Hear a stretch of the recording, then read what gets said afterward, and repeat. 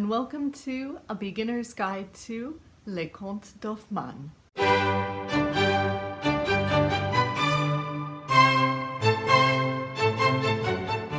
Hello everyone, and welcome back to what I am calling Season 2 of A Beginner's Guide to Opera.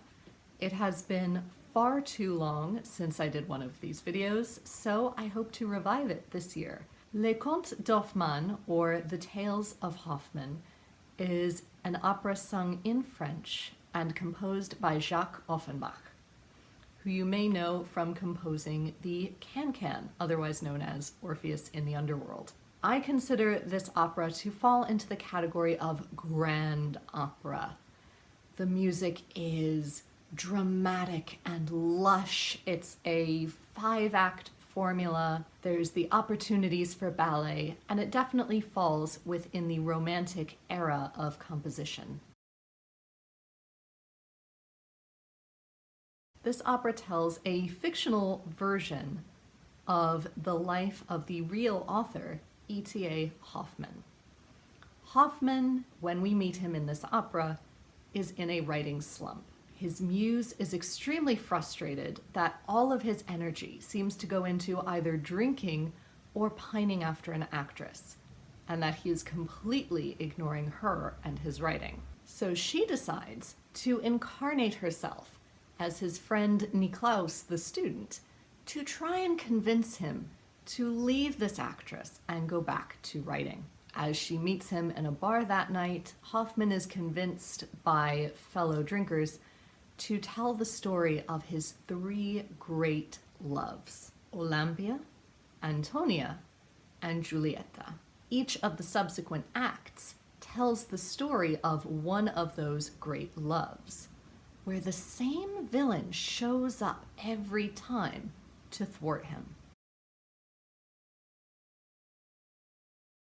The first and most important piece of historical background is that E.T.A. Hoffmann was a real German writer from the late 17th and early 18th centuries. He is most famous probably for writing the story of The Nutcracker and other proto-science fiction and horror type stories. This opera is based on 3 of Hoffmann's short stories, only 2 of which are easy to find translated into English. The Sandman and Counselor Crespel are usually easy to find, but The Lost Reflection is a little bit harder. As I mentioned earlier, the composer Jacques Offenbach is also most well known for writing the Can-Can, which is the joyous celebration that Orpheus and Eurydice undergo when they are reunited in the underworld. There is also more than one version of this opera out there. I am not entirely clear as to if those versions have names to tell them apart, but I am most familiar with the production that the Met Opera tends to perform. They performed it in 2015, and I believe they will be performing the same version this year in 2024.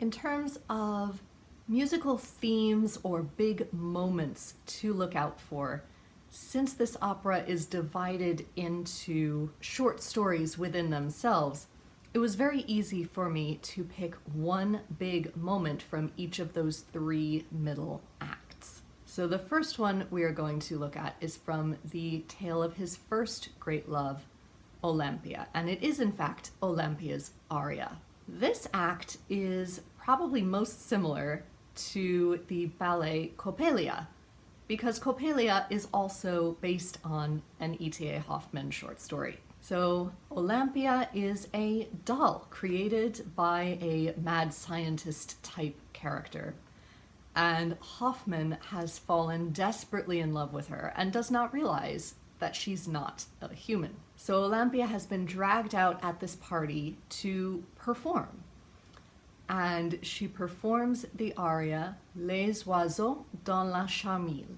I have included a clip below of Erin Morley performing this aria. It does not have subtitles, and I haven't actively included the lyrics here as she's not actively trying to communicate anything with this aria. It is a prepared, fairly robotic piece. And that is indeed the first thing to note about this aria, is how much Offenbach is able to communicate the robotic nature of this automaton character through her singing. There are lots of very short rests and staccato notes that give it that very chopped feel that robotic speaking also tends to have. However, since Olympia is also an automaton and clockwork, she can also do seemingly superhuman things with her voice. So in addition to having that clockwork feel, it also has crazy coloratura runs and high notes, sometimes combined with the staccato, which is incredibly difficult to do. If I'm able, I will try to link Erin Morley's Instagram page, because recently she filmed herself rehearsing and warming up for this role, and how she warms up for those staccato arpeggios that are insanely high. And she herself admits that it's still very hard to do, even though she's performed this role tons of times. Also, given the nature of her character, this is the toughest to act as well as to sing. It's very difficult to play a non-human character. It's difficult to not react to what the other singers and actors are doing on stage the way you typically would. However, despite how difficult this section is, this act is probably my favorite, since I love watching Hoffmann and Offenbach play with the darker side of technology. The next big major moment that I pulled from Act 2 is known as the violin aria, and this is sung by the Muse while she is in disguise as Niklaus. This to me is just quintessential romantic composition. It's got long, lyrical, gorgeous lines. The swelling dynamics really pull on your heartstrings. Metaphor everywhere. The underlying message about yielding to your emotions and the beauty in art. However, I do have a lot of questions about this aria that I thought I would pose to you if you are familiar with this opera. If you don't want spoilers, maybe skip this section. My questions are this: if the Muse is trying to win Hoffmann back to his writing, what is she doing, seeming to encourage him to give in to his emotions in this aria? Does she know what will happen to Antonia and thus isn't too worried? Is she using reverse psychology? Is she trying to be ironic in some way? There are so many possibilities there, so I would love to hear from you if you also have a theory. This act is also very interesting because later on, because Antonia is a singer, it brings up the idea of marriage versus career for women, which, given that this premiered in the 19th century, is incredibly modern. The last big musical moment to be on the lookout for comes right at the beginning of the third story, which is the Barcarolle. This is an extremely famous tune. As soon as you hear it, you will probably recognize it. The words are slightly less well known. It's written in 6/8 time, which is waltz-like, but also a little bit slower, and thus becomes lullaby-esque and almost trance-like. And that trance-like element perfectly frames this act, in that it seems lush and sensual and perfect, but there are dark undertones lurking behind it. And you know, some evil is just waiting to leap out of the shadows and befall whoever enters this scene. Overall, I tend to describe this opera as almost Wizard of Oz-like, in that you have the story within a story. All of the stories blend together. There's a fantastic and magically real element to all of it. And you're never entirely sure if this actually happened. Is it a metaphor for something that happened? How much of this is true? How much of this did Hoffmann invent?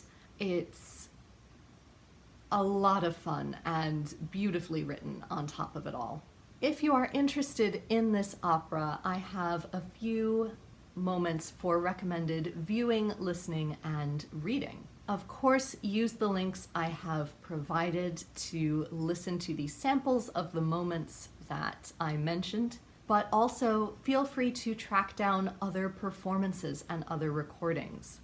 Like I mentioned at the beginning of the video, I highly recommend the performance from the Metropolitan Opera in New York in 2015, which starred my favorite mezzo-soprano, Kate Lindsay, along with Thomas Hampton, Erin Morley, and many others.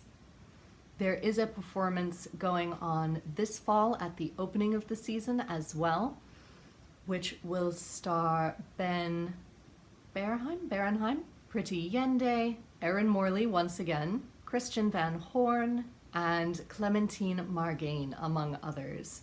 And I have heard many of those performers live before, and I am so thrilled to experience all of them together in this gorgeous performance. I would also encourage you, before or after seeing or listening to this opera, to read Hoffmann's short stories. There are often bind-ups of a lot of his short stories that you can get hold of.